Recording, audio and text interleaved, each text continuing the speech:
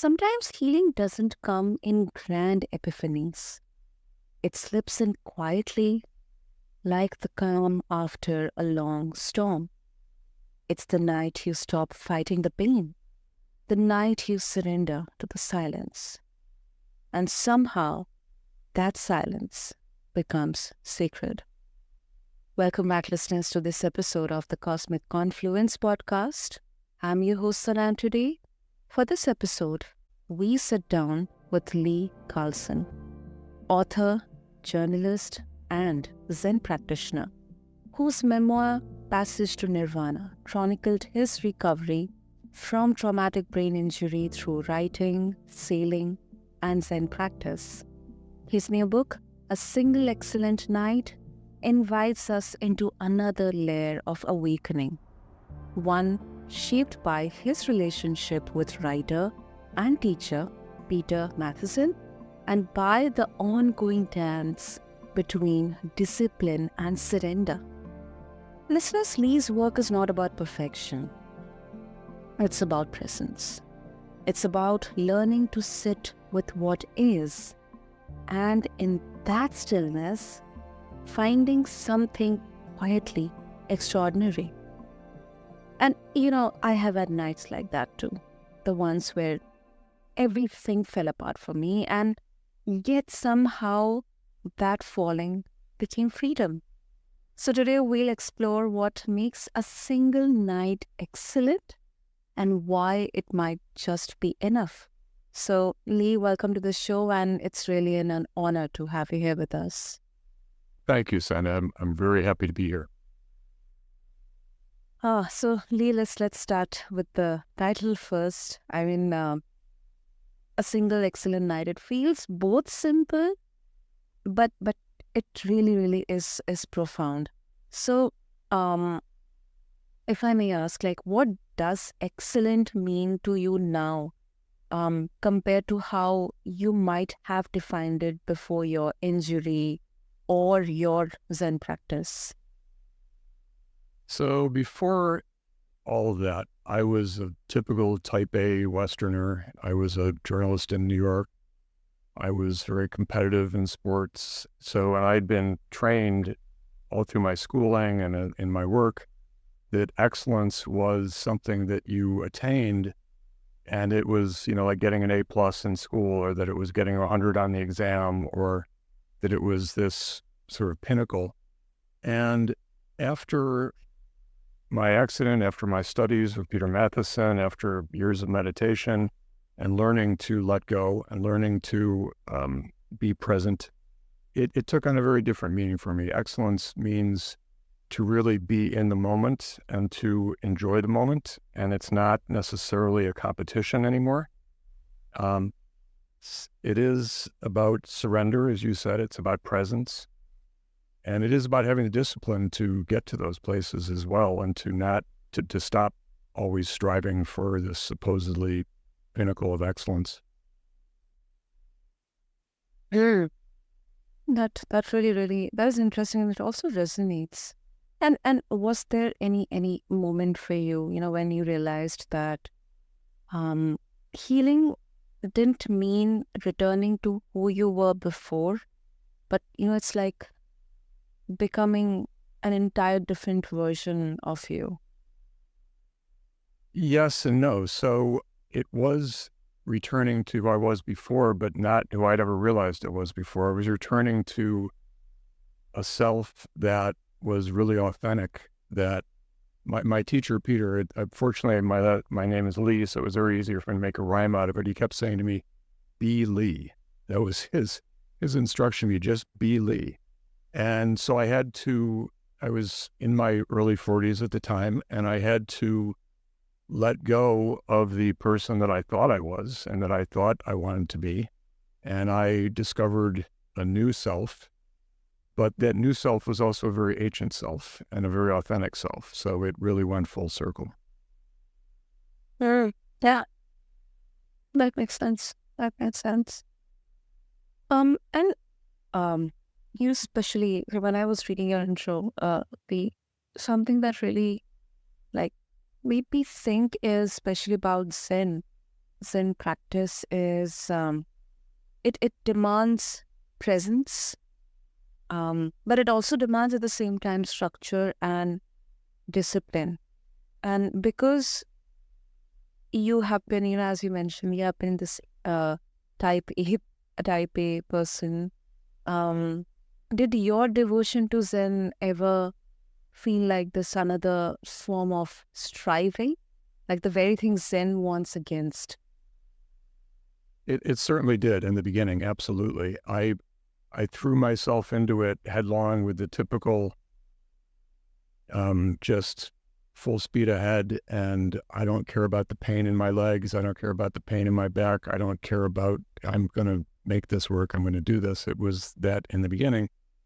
And that's part of the paradox of Zen, especially the kind of Zen that I practice and that I practice under Peter Matheson. It was very structured. And that structure, however, that's again one of the paradoxes of Zen, that structure ends up giving you freedom, because if you work within that structure, it takes away a lot of distractions and a lot of other things on the outside, and it takes you into a place of silence and presence and freedom that you probably wouldn't get otherwise.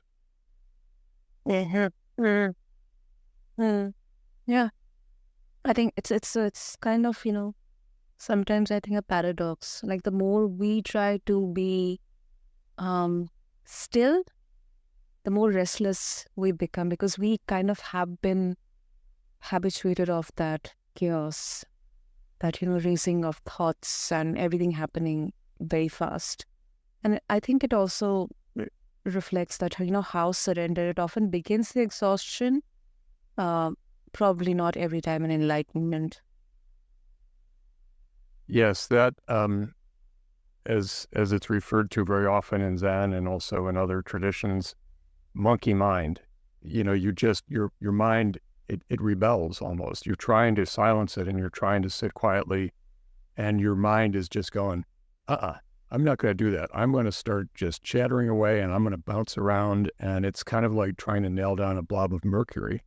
And it just is hard. And your body and your mind try to rebel against that, because we very, very rarely just sit in silence and try to still our mind. It just doesn't happen. We're not trained to do that, especially in the West. And so when you finally start to do that after 40 some years of living the other way and thinking the other way and operating the other way and always being in motion, there is a rebellion that takes place in your mind. And you have to, in Zen, in Japanese Zen, there's a very famous series of Sumi ink paintings called Taming the Ox. And it's a metaphor for taming your mind. And in the beginning, the ox is an unruly beast, which is wild and is untamed. And no matter what you do, it's just, running around the field and breaking fences and just, being crazy. And then, but eventually over time, the ox finally gets tamed. And that's a metaphor for basically Zen practice. That's very well explained.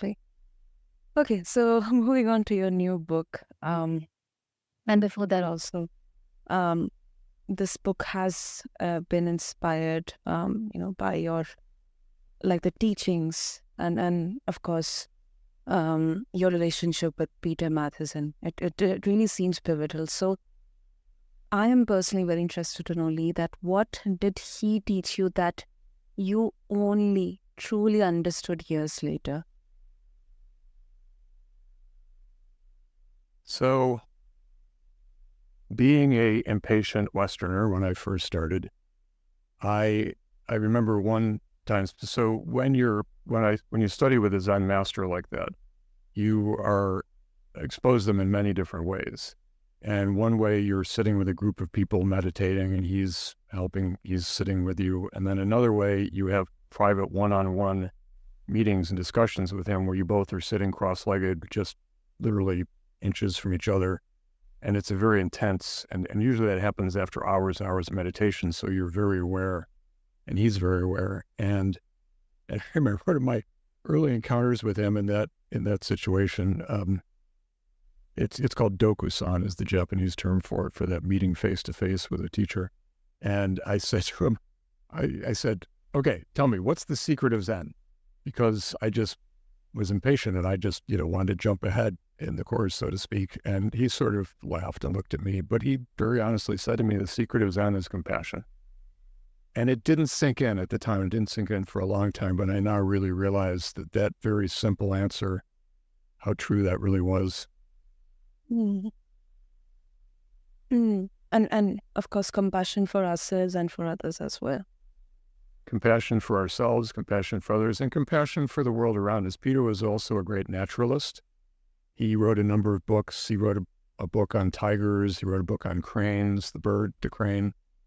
He wrote a book on sharks, and he was constantly traveling the world and going to remote places that were very natural.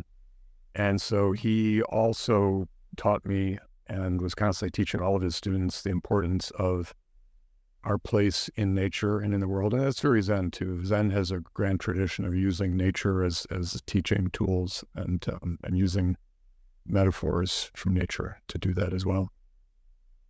I think that is so much needed right now, Lee, because I think nature, like, even if I'm not aware about or fully knowledgeable enough to know about Zen practices, but I think nature teaches us everything, like if it comes to resilience, authenticity, even if we consider all the buzzwords around us, I think it has been there. And it is such, it's such a beautiful, example of how and of everything falls into its place, even if it is destructive or it is damaging or it kind of goes into its beast mode, but it's kind of that storm before the stillness that nature is about to have. So I think in all the aspects, nature is definitely one of the greatest teachers that we already have. And we need it now more than ever. I'm now Luddite. I think technology is wonderful. It's giving us a lot of wonderful advances in medicine and computing and other things. But at the same time, we have to be very careful not to lose our humanity. And, the whole idea of artificial intelligence, I'm a proponent of real intelligence, of human intelligence. And I think that by being in touch with nature, we're getting so cut off in nature in so many different ways. We're just in our apartments or our houses with the air conditioning on or the heat, or we're in our car. And we don't get out into nature nearly as much as I think could benefit us. So I think it's very important to continue to focus on the natural side of things as well as the technological side of things. Absolutely. Absolutely. Couldn't agree more. Much needed. Yeah. And, I think this title, Single Excellent Night, like if I can make a guess, like was it like the series of some magical, unexplained moments that you have had this one particular night that readers and listeners can expect from your book? Or, how would you explain? Yes. So the actual title comes from a quote from the Buddha, supposedly, although, that was 2,500 years ago, so nobody knows exactly what he really said. But the quote is, "Let not a person run back to the past or on the future build their hopes, for the past has been left behind and the future has not been reached. Instead, with insight, let them see each present moment. It is this person who has had a single excellent night." So that is where the title comes from, and it refers to living in the moment and really being present. And in my case, there are two mystical experiences in the book. And the first one happens at night, and it's very profound and very mystical, and it happens about halfway through the book. The dramaturgy of the book is that it starts out and it kind of builds to this climax where there's this mystical experience, this moment, which is a single excellent night. And then it kind of, it's like a 2-act play, and then it kind of starts over again, and then it builds again to another final moment, which is also an even more intense mystical experience. And that actually happens on a winter beach. It's during the daytime, it's not at night, but it it's that idea that you were living in the present moment, whether it be night or day. And I just love that quote. So it seemed to work really well, and everybody loved it for the title. So Yeah, I think it's yeah, as I mentioned in the beginning, although it really sounds very simple, but it is so profound. It is so profound. And like, the book also, I think, could mean that, a single excellent night can recalibrate a life. Um, if I may ask, like, what concrete change, it could be like behavioral or relational or spiritual, can you tie back to that night or that day on the record? absolutely. The first experience that happened at night, I know you were interested in energy. And so it was a experience where suddenly, instead of perceiving the world as matter, which is the way we perceive it 99.9% of the time, you can pinch yourself and you can pick up things and whatever. I suddenly experienced the world as energy, and all that I saw, everything was energy, and everything lost its matter, its shape, and it maintained this kind of sort of shape of energy, but it was, and I realized in that moment, what Einstein had seen. Up until then, I'd always believed that energy could be turned into mass, and it's Einstein's famous equation of E equals mc squared. But I realized after that moment that they exist simultaneously, and depending on how we are seeing things, depending on how we tune our antenna, our brain, that we can see it either way. And most of it, like I say, most of us, 90% of the time we see it as matter, but we could see it as energy. And that was such a profound and moving moment that after that, I was not with Peter when that happened. I called him the next day and told him what had happened. And his first words were, "Oh, how wonderful." It was just, was very happy. And then he said to me, "Write everything down, because you will forget this. This will fade over time, and make sure you just make a journal of entry of all this so you remember it."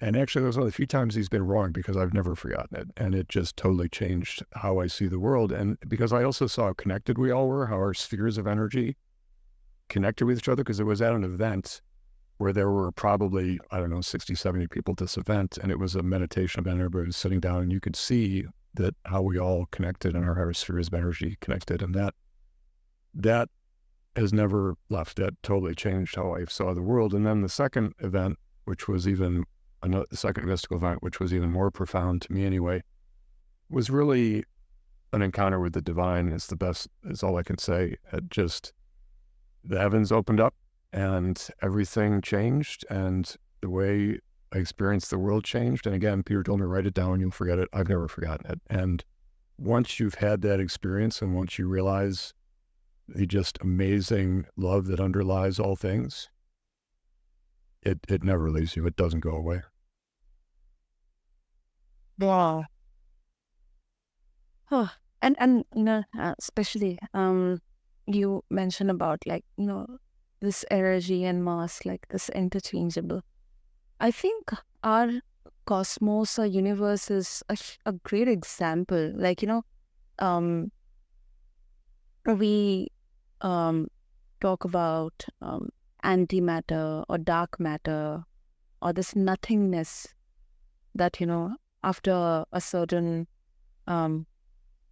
boundary, or this point in the universe, there is nothing. It's just, I'm building the stars, there's nothingness.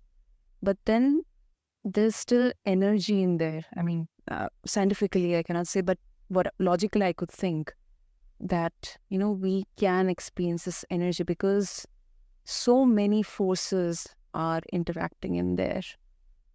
So I think that is such a beautiful reflection, and good that you wrote it down. I think that is something. It really sometimes it happens with us. It could happen with many of us that we would have this dream, or sometimes some kind of magical experience, which could make no sense, maybe to the other people. but then, we kind of forget it. But I think the very essence of our being, our existence, maybe could tie up to that particular experience or moment. And we will forget it that.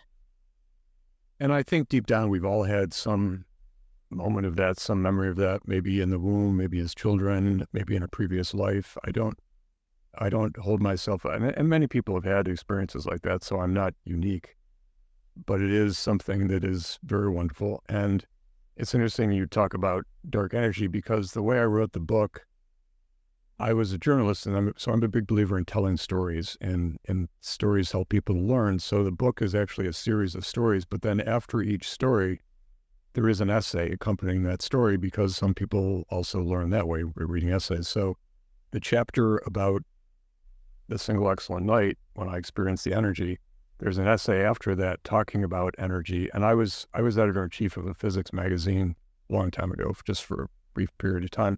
So I understand physics, I like it.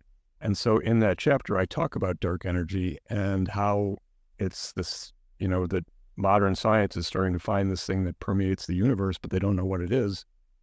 And if you go back to the ancient Sanskrit, we always talk about it in modern terms as nothingness, but I think if you actually go back and look at some of the original terminology and the way it's translated, it's not necessarily the original terms that were used by the ancients, by the Hindus and by the Buddhists.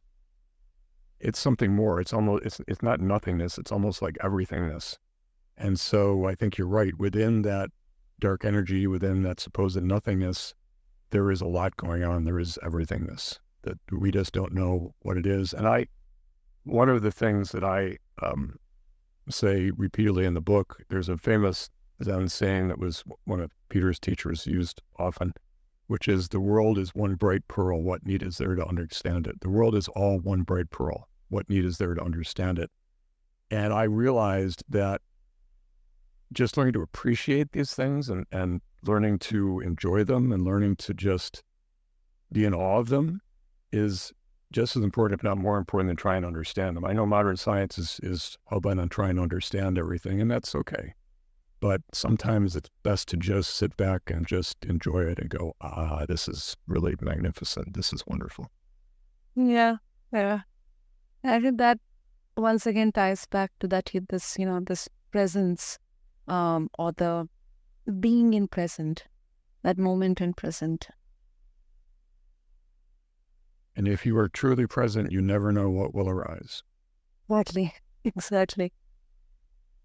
Superb. So if a reader has only ordinary nights, what micro practice from the book would you expect to still move the needle? Like, is there any way that, maybe that can help them to actually maybe change their perception?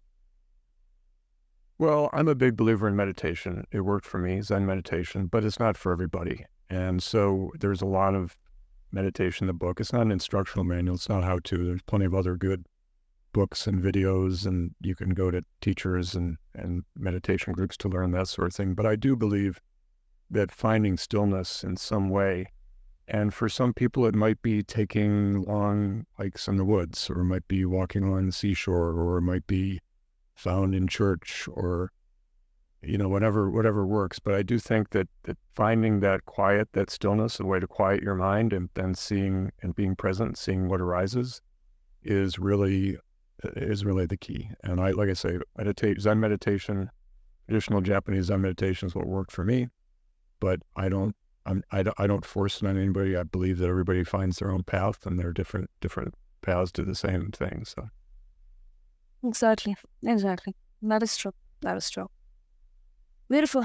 So, Lee, I think all of our listeners, they'll be so excited to, check out your new book. So if our listeners, they would like to connect with you and also get hold to your upcoming book, so what would be the best way? So I'm very excited. The book was just released 2 days ago on Tuesday, and it's already the #1 bestseller on Amazon in the spiritual healing category. It's the #1 bestseller in the Zen philosophy category. It's the #1 bestseller in a few other categories as well. It sort of floors me that that's happening so quickly. So it's available on Amazon. It's available on Barnes & Noble and many other retailers. If you have an independent bookstore near you, you can go order it through your bookstore. I also have a website, which is leecarlson.life, not leecarlson.com, but leecarlson.life, because I think that's more suitable. And on my website, there are links that you can order it there. There are also, I encourage people to reach out to me if they want. I purpose on my website, I have my email address. I might not answer right away because I might be on a retreat or doing something, but I do answer. I like to connect with my readers and answer questions and talk to people. So that's another way that people can do it. Yeah, have fun. And first of all, congratulations, Lee. It's really great, and yeah, I think patience is the key here. So listeners, do check out Lee's book, A Single Excellent Night, and connect with him. I'll have all the links in the show notes for every one of you. So just refer to them along with this episode on your favorite podcast platform. And I think maybe excellence isn't a summit, but I think it's a clean ledger for one night. And I think listeners, leave Carlson's A Single Excellent Night. It doesn't sell any rescue. It just documents reality with enough care that meaning can show up uninvited. So if you are listening on a hard night or a difficult day, log one detail faithfully. Let the truth be sufficient. And Lee, thank you so much for this much needed conversation. And thank you so much for giving us this gift, with your book and Peter Matheson's teachings as well. Thank you, Sana. It's been a real pleasure speaking with you. Thank you. Thank you so much. And listeners, thank you so much for tuning into this episode of Cosmic Confluence. Until then, keep listening to Cosmic Confluence. Subscribe to us, leave us a review, and keep listening. Thank you so much.